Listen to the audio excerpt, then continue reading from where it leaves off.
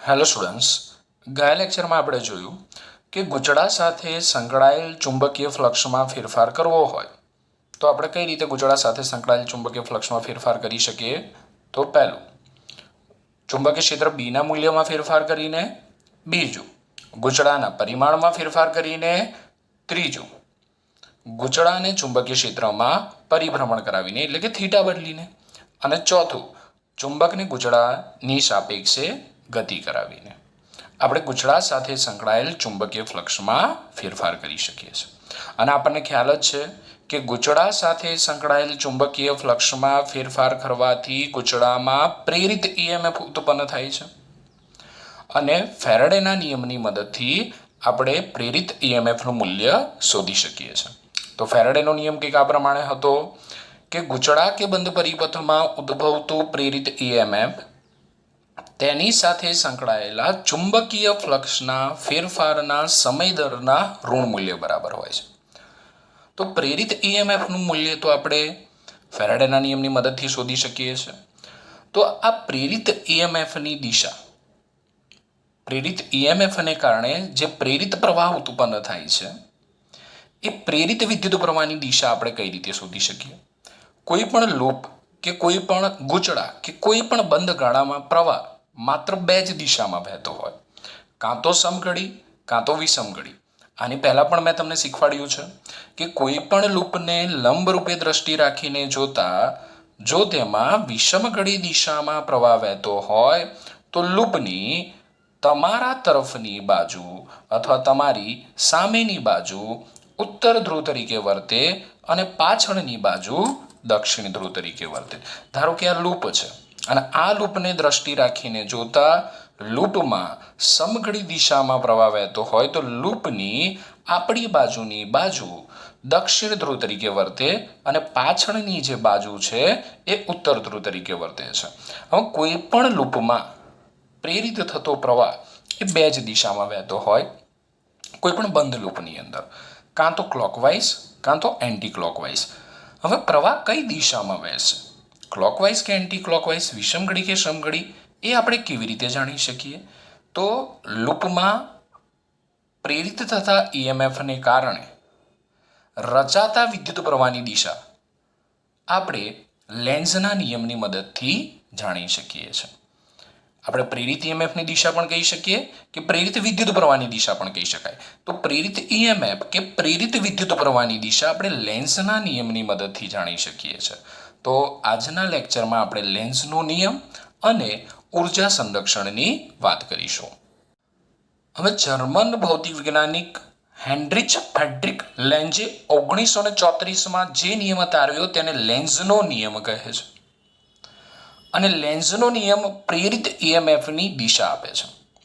અને લેન્ઝનો નિયમ કંઈક આ પ્રમાણે છે: બંધ પરિપથમાં ઉદ્ભવતા પ્રેરિત ઈએમએફને કારણે રચાતો પ્રવાહ એવી જ દિશામાં હશે કે તેને ઉત્પન્ન કરનાર ચુંબકીય ફ્લક્સના ફેરફારનો વિરોધ કરે. ફરી એકવાર આપણે જોઈએ. બંધ પરિપથ કે ગુચડામાં ઉદ્ભવતા પ્રેરિત ઈએમએફને કારણે રચાતો પ્રવાહ એવી જ દિશામાં હશે કે તેને ઉત્પન્ન કરનાર ચુંબકીય ફ્લક્સના ફેરફારનો વિરોધ કરે. સમજાવું હું તમને. હવે આપણે જોયું કે ગુચડા સાથે સંકળાયેલ ચુંબકીય ફ્લક્સમાં આપણે કઈ રીતે ફેરફાર કરી શકીએ. તો બીના મૂલ્યમાં ફેરફાર કરીને, એના મૂલ્યમાં ફેરફાર કરીને, ગુચડાને ચુંબકીય ક્ષેત્રમાં ભ્રમણ કરાવીને એટલે કે થીટા બદલીને અને ચુંબકને ગુચડાની સાપેક્ષે ગતિ કરાવીને. તો ધારો કે અહીંયા બીના મૂલ્યમાં આપણે ફેરફાર નથી કરતા, એના મૂલ્યમાં ફેરફાર નથી કરતા, થીટાના મૂલ્યમાં ફેરફાર કરતા નથી, તો પછી એક જ વસ્તુ બાકી રહી, ચુંબકને આ ગુચડાની સાપેક્ષે ગતિ કરાવવામાં આવે. હવે આ ચુંબકને ગુચડાની સાપેક્ષે હું ગતિ કરાવું એટલે શું થશે? તો ગુચડા સાથે સંકળાયેલ ચુંબકીય ક્ષેત્ર રેખાઓની સંખ્યામાં ફેરફાર થશે, જેને કારણે ગુચડા સાથે સંકળાયેલ ચુંબકીય ફ્લક્સમાં ફેરફાર થશે, જેને પરિણામે ગુચડામાં પ્રેરિત ઈએમએફ ઉત્પન્ન થશે. અને આ પ્રેરિત ઈએમએફને કારણે ગુચડામાં પ્રેરિત પ્રવાહ ઉત્પન્ન થાય છે. અને આ પ્રવાહને કારણે ગુચડાની અંદર શું ઉદ્ભવશે? ચુંબકીય ક્ષેત્ર ઉદ્ભવશે. અને ગુચડું શેના તરીકે વર્તે છે? ચુંબક તરીકે વર્તે છે. હવે ચુંબક હોય તો એના બે ધ્રુવ હોય, એક નોર્થ અને એક સાઉથ. હવે ગૂંચળાની કઈ બાજુ નોર્થ તરીકે વર્તે છે અને કઈ બાજુ સાઉથ તરીકે વર્તે છે આપણે કઈ રીતે નક્કી કરી શકીએ? તો આ ગૂંચળાને લંબરૂપે આ રીતે આપણે જોઈ રહ્યા છીએ એ જ રીતે જોઈએ. લંબરૂપે દ્રષ્ટિ રાખીને જોતા જો તેમાં વિષમઘડી દિશામાં પ્રવાહ વહેતો હોય તો ગૂંચળાની આપણી તરફની બાજુ એ ઉત્તર ધ્રુવ અને પાછળની બાજુ એ દક્ષિણ ધ્રુવ તરીકે વર્તે. હવે એને લંબરૂપે દ્રષ્ટિ રાખીને જોતા એમાં જો સમઘડી દિશામાં પ્રવાહ વહેતો હોય તો ગૂંચળાની આપણી તરફની બાજુ દક્ષિણ ધ્રુવ અને પાછળની બાજુ ઉત્તર ધ્રુવ તરીકે વર્તે. ઓકે, આટલું યાદ રાખજો. હવે જો નિયમ ફરી એકવાર જો કે પ્રેરિત ઈએમએફને કારણે રચાતો પ્રવાહ એવી દિશામાં હશે તો પ્રવાહની દિશા બે જ હોય, ક્લોકવાઇઝ કે એન્ટી ક્લોકવાઇઝ. કોઈ પણ બંધ લૂપમાં પ્રવાહ બે જ દિશામાં હોય, ક્લોકવાઇઝ કે એન્ટી ક્લોકવાઇઝ. હવે આ પ્રવાહ એવી દિશામાં હશે કે તે તેને ઉત્પન્ન કરનાર ચુંબકીય ફ્લક્સના ફેરફારનો વિરોધ કરે. તો હવે ચુંબકીય ફ્લક્સનો ફેરફાર કોને કારણે થાય છે? ચુંબકની ગતિને લીધે. તો લૂપની અંદર પ્રવાહ એવી દિશામાં વહે છે કે જે ચુંબકની ગતિનો શું કરે છે? વિરોધ કરે છે. જેના આધારે આપણે લૂપમાં પ્રેરિત પ્રવાહની દિશા શોધી શકીએ. ફરી એકવાર કહું છું, અહીંયા આપણે એવું કીધું કે પ્રવાહ એવી જ દિશામાં હશે કે જે તેને ઉત્પન્ન કરનાર ચુંબકીય ફ્લક્સના ફેરફારનો વિરોધ કરે છે. તો ચુંબકીય ફ્લક્સનો ફેરફાર કોને કારણે થાય છે? ચુંબકની ગતિને લીધે થાય છે. તો આ પ્રવાહ એવી જ દિશામાં હશે કે તે તેને ઉત્પન્ન કરનાર, તો કોને કારણે? ચુંબકની ગતિને કારણે આ પ્રવાહ ઉત્પન્ન થાય છે. તો આ પ્રવાહ એવી જ દિશામાં હશે કે તે તેને ઉત્પન્ન કરનાર ચુંબકીય ફ્લક્સના ફેરફારનો એટલે કે ચુંબકની ગતિનો વિરોધ કરે. હવે આ જ વસ્તુ મેં બધી લખી છે, એને આપણે આરામથી સમજીએ. તો મેં તમને કીધું કે લેન્ઝના નિયમની મદદથી આપણે પ્રેરિત ઈએમએફની દિશા જાણી શકીએ છીએ. આપણે જાણીએ છીએ કે ગૂંચળા સાથે સંકળાયેલ ચુંબકીય ફ્લક્સમાં ફેરફાર થવાથી પ્રેરિત ઈએમએફ ઉત્પન્ન થાય છે. અને ફેરાડેના નિયમ મુજબ આ પ્રેરિત ઈએમએફનું મૂલ્ય E=-d∅/dt. તો અહીં જે ઋણ નિશાની આવે છે આ સમીકરણમાં, એ ઋણ નિશાની લેન્ઝના નિયમની હાજરી સૂચવે છે કે ગૂંચળા કે બંધ પરિપથમાં ઉદ્ભવતું પ્રેરિત ઈએમએફ એ ચુંબકીય ફ્લક્સના ફેરફારનો વિરોધ કરે છે. માટે અહીંયા નેગેટિવ સાઇન મૂકે છે. અને નેગેટિવ સાઇન આપણને સૂચવે છે લેન્ઝના નિયમની હાજરી. આગળ જઈએ. હવે પ્રેરિત ઈએમએફને કારણે ચુંબકીય ફ્લક્સમાં ફેરફાર થાય એટલે પ્રેરિત ઈએમએફ ઉત્પન્ન થાય. અને પ્રેરિત ઈએમએફને કારણે ગૂંચળામાં પ્રવાહ પસાર થાય છે અને ગૂંચળામાં ચુંબકીય ક્ષેત્ર ઉત્પન્ન થાય છે. અત્યારે આ પ્રવાહ કઈ દિશામાં વહી રહ્યો છે આપણને ખબર નથી. હવે આપણે એક કામ કરીએ કે ગજિયા ચુંબકના ઉત્તર ધ્રુવને બંધ ગૂંચળા તરફ ધકેલવામાં આવે. આ ગજિયા ચુંબકના ઉત્તર ધ્રુવને બંધ ગૂંચળા તરફ ધકેલવામાં આવે છે. તો જેમ જેમ ગજિયો ચુંબક ગૂંચળા તરફ જાય તેમ તેમ ગૂંચળા સાથે સંકળાયેલ ચુંબકીય ફ્લક્સ વધે. જેમ જેમ આ ગજિયો ચુંબક ગૂંચળા તરફ જશે એમ ગૂંચળા સાથે સંકળાયેલ ચુંબકીય ક્ષેત્ર રેખાઓની સંખ્યા વધે. આથી ગૂંચળા સાથે સંકળાયેલ ચુંબકીય ફ્લક્સ વધે. હવે લેન્ઝના નિયમ મુજબ ગૂંચળામાં પ્રવાહ એવી દિશામાં પ્રેરિત થાય છે કે તે ફ્લક્સમાં થતા વધારાનો શું કરે?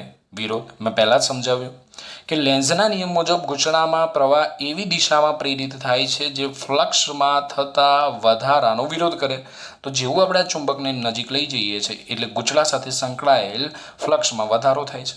હવે આ ગૂંચળામાં પ્રવાહ એવી દિશામાં વહે છે કે એવી દિશામાં પ્રેરિત થાય છે જે ચુંબકીય ફ્લક્સના ફેરફારનો વિરોધ કરે એટલે કે ચુંબકની ગતિનો વિરોધ કરે. જો ભાઈ અહીંથી બધા મુદ્દા તમને મળી જાય કે ગૂંચળા સાથે સંકળાયેલ ચુંબકીય ફ્લક્સમાં ફેરફાર થવાથી ગૂંચળામાં પ્રેરિત ઈએમએફ ઉત્પન્ન થાય છે. પ્રેરિત ઈએમએફને કારણે ગૂંચળામાં પ્રવાહ પસાર થાય છે અને ગૂંચળામાં પણ ચુંબકીય ક્ષેત્ર ઉત્પન્ન થાય છે. હવે આપણે શું કરીએ છીએ કે ગજિયા ચુંબકના ઉત્તર ધ્રુવને બંધ ગૂંચળા તરફ ધકેલવામાં આવે છે. જેમ જેમ ચુંબક ગૂંચળા તરફ જાય છે તેમ તેમ ગૂંચળા સાથે સંકળાયેલ ફ્લક્સ વધે છે. તો લેન્ઝનો નિયમ શું કહે છે? લેન્ઝના નિયમ મુજબ ગૂંચળામાં પ્રવાહ એવી દિશામાં પ્રેરિત થાય છે જે ફ્લક્સમાં થતા ફેરફારનો વિરોધ કરે. તો હવે આ લૂપની અંદર કઈ દિશામાં પ્રવાહ વહેતો હોવો જોઈએ કે જે ચુંબકની ગતિનો વિરોધ કરે? તો આ માટે ગજિયા ચુંબકના એન ધ્રુવની સામેનું ગૂંચળાનું સમતલ એન ધ્રુવ તરીકે વર્તે એટલે કે તેમાં પ્રવાહ વિષમઘડી દિશામાં વહે છે. તો સમજો અહીંયા એકચ્યુઅલી લૂપ આ રીતે છે અને આપણે અહીંથી જોઈ રહ્યા છે પણ આ રીતે આપણે આ રીતે દોરી તો ના શકીએ એટલે મેં અહીંયા લૂપને આ રીતે દોરેલું છે. એટલે હવે આપણે એવું કીધું કે લેન્ઝના નિયમ મુજબ પ્રવાહ એવી દિશામાં પ્રેરિત થાય કે જે ફ્લક્સમાં થતા વધારાનો વિરોધ કરે. તો ચુંબકની ગતિનો વિરોધ ક્યારે થશે? તો ગજિયા ચુંબકના એન ધ્રુવની સામેનું ગૂંચળાનું સમતલ એન ધ્રુવ તરીકે વર્તે. ગજિયા ચુંબકના એન ધ્રુવની સામેનું ગૂંચળાનું સમતલ એન ધ્રુવ તરીકે વર્તે એટલે કે તેમાં પ્રવાહ કઈ દિશામાં? એન ધ્રુવ એટલે કે એમાં પ્રવાહ વિષમ ઘડી દિશામાં વહેતો હોય તો આ ચુંબકની ગતિનો વિરોધ થાય. તો બસ આ જ છે લેન્ઝનો નિયમ. સમજો. આપણે ચુંબકના ઉત્તર ધ્રુવને ગૂંચળાની નજીક લઈ જઈએ છીએ એટલે ગૂંચળા સાથે સંકળાયેલ ફ્લક્સમાં વધારો થાય છે.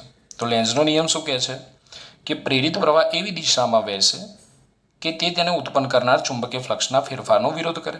તો એન ધ્રુવને તમે જ્યારે ગૂંચળાની નજીક લઈ જાઓ છો ત્યારે ગૂંચળાનું સમતલ એન ધ્રુવ તરીકે વર્તે છે એટલે કે એમાં વિષમ ઘડી દિશામાં પ્રવાહ વહે છે જે ચુંબકીય ફ્લક્સમાં થતા ફેરફારનો, બીજા શબ્દોમાં કહું તો ચુંબકની ગતિનો વિરોધ કરે છે. હવે જ્યારે આ ચુંબકના એન ધ્રુવને આપણે ગૂંચળાથી દૂર લઈ જઈએ એટલે ગૂંચળા સાથે સંકળાયેલ ચુંબકીય ફ્લક્સમાં ઘટાડો થશે. ક્ષેત્ર રેખાઓની સંખ્યા ઘટશે, ચુંબકીય ફ્લક્સમાં ઘટાડો થશે. હવે લેન્ઝના નિયમ મુજબ પ્રવાહ એવી દિશામાં પ્રેરિત થાય છે જે ફ્લક્સમાં થતા ઘટાડાનો વિરોધ કરે.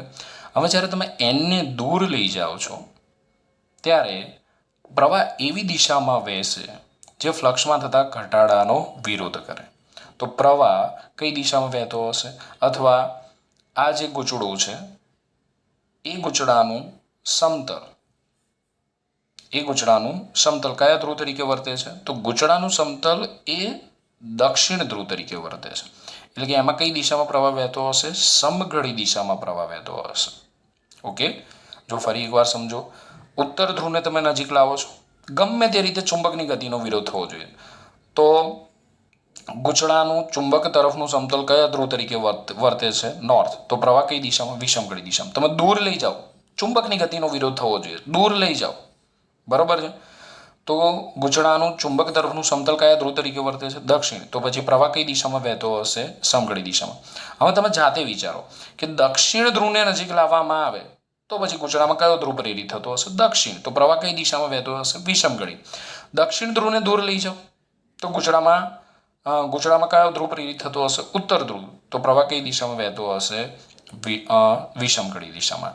તો સિમ્પલ એટલું યાદ રાખવાનું છે, એનને નજીક લાવો તો એન ધ્રુવ પ્રેરિત થાય, એસને નજીક લાવો તો એસ ધ્રુવ પ્રેરિત થાય, એનને દૂર લઈ જાઓ તો એસ ધ્રુવ, એસને દૂર લઈ જાઓ તો એન ધ્રુવ. ગમે તે રીતે ચુંબક નજીક આવે તો પણ એની ગતિનો વિરોધ થવો જોઈએ, દૂર જાય તો પણ એની ગતિનો વિરોધ થવો જોઈએ. બસ એટલું તમારા મગજમાં યાદ રાખવાનું છે. નજીક આવે તો પણ ચુંબકની ગતિનો વિરોધ થવો જોઈએ, દૂર જાય તો પણ ચુંબકની ગતિનો વિરોધ થવો જોઈએ. એવી જ રીતે આપણે કહી શકીએ કે ચુંબકના એન ધ્રુવને ગૂંચળાથી દૂર લઈ જવામાં આવે તો ગૂંચળાનું ફ્લક્સ ઘટશે. આ ઘટાડાનો વિરોધ કરવા માટે ગૂંચળામાં પ્રવાહ સમઘડી દિશામાં વહેશે અને આ વખતે ગૂંચળાનું સમતલ એસ ધ્રુવ તરીકે વર્તે છે. તો ટૂંકમાં ગૂંચળામાં પ્રેરિત થતું ઈએમએફ એ ચુંબકની ગતિ અને ફ્લક્સના ફેરફારનો વિરોધ કરે છે. સમજો, ગૂંચળામાં પ્રેરિત થતું ઈએમએફ એ ચુંબકની ગતિ અને ફ્લક્સના ફેરફારનો ઈએમએફ કરે છે. હવે આપણે સતત ઈએમએફ મેળવવું હોય તો આપણે ચુંબક પર સતત ચુંબકીય બળ લેન્સ બળની વિરુદ્ધ દિશામાં લગાડવું પડે.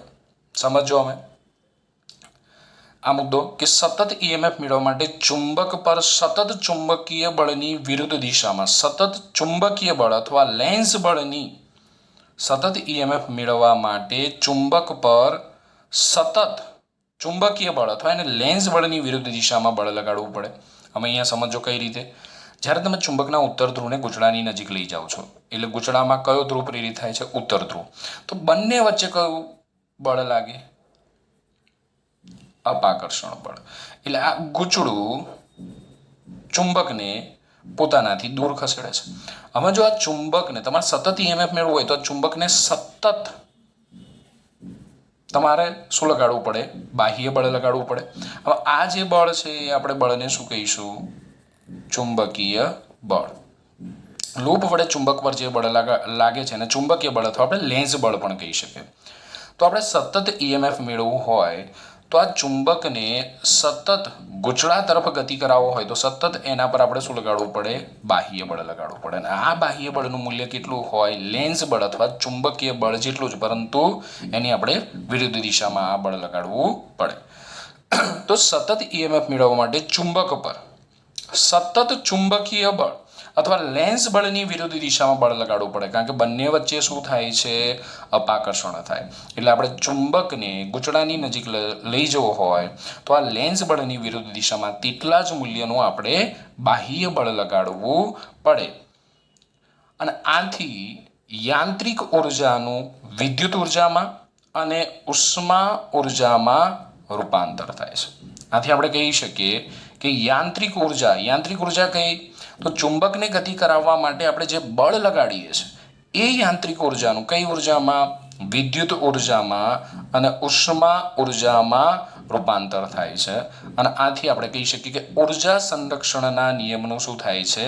પાલન. ઓકે, છેલ્લા બે મુદ્દા ફરી એકવાર સમજી લો કે સતત ઈએમએફ મેળવવું હોય તો ચુંબક પર સતત ચુંબકીય બળની વિરુદ્ધ દિશામાં બળ લગાડવું પડે. એટલે જો આપણે સતત ઈએમએફ મેળવવું હોય તો આ ચુંબકને ગૂંચળાની નજીક લઈ જવા માટે આપણે આ લેન્સ બળ અથવા અપાકર્ષી બળ અથવા ચુંબકીય બળની વિરુદ્ધ દિશામાં બાહ્ય બળ લગાડવું પડે. એટલે કે આપણે કાર્ય કરવું પડે. અને એ કાર્યનું અહીંયા શેમાં રૂપાંતર થાય છે? વિદ્યુત ઉર્જા અને ઉષ્મા ઉર્જામાં રૂપાંતર થાય છે. એટલે કે ઉર્જા સંરક્ષણના નિયમનું પાલન થાય છે. આ ક્વેશ્ચન મેં અત્યારે જે પ્રમાણે લખાયો છે એ પ્રમાણે લખી નાખજો અને પરીક્ષામાં પૂછાય તો આ જ રીતે લખજો, કારણ કે આપણા પેમ્ફલેટમાં સહેજ મેં લાંબો આપેલો છે આ ક્વેશ્ચન અને મેં તમને બહુ જ ટૂંકમાં સમજાવ્યું છે અને ટૂંકમાં આ ક્વેશ્ચન અહીંયા લખેલો છે.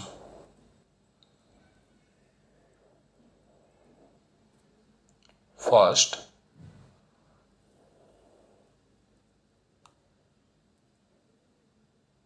સેકન્ડ.